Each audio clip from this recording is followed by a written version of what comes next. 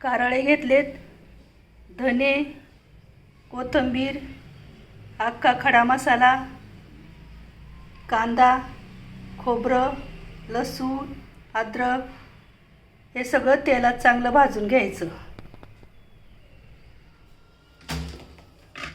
मस्त छानपैकी शेवग्याचे तुकडे करून घ्यायचे.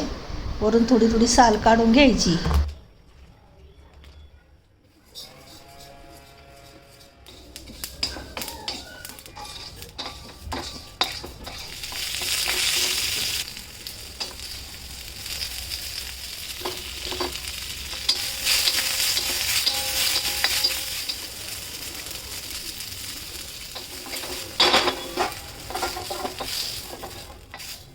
कारळे पहिले बारीक करून घ्यायचे. मसाल्यामध्ये जास्त बारीक होती नाहीत, त्यामुळे पहिले बारीक करून घ्यायचे.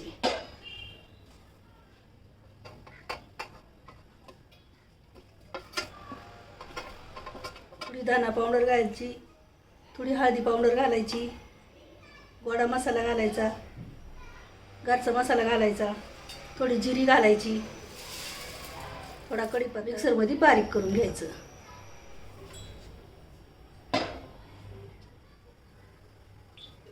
थोडी मोहरी घालायची, थोडी जिरी घालायची, लसूण घालायचा, अद्रक किसलेलं घालायचं, थोडा कढीपत्ता टाकायचा, परतून घ्यायचं.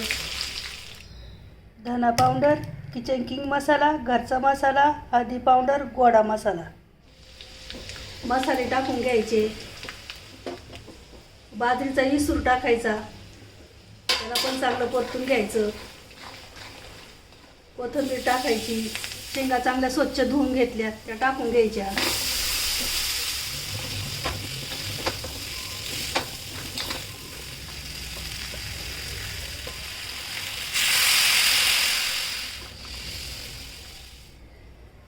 चवीनुसार मीठ घालायचं.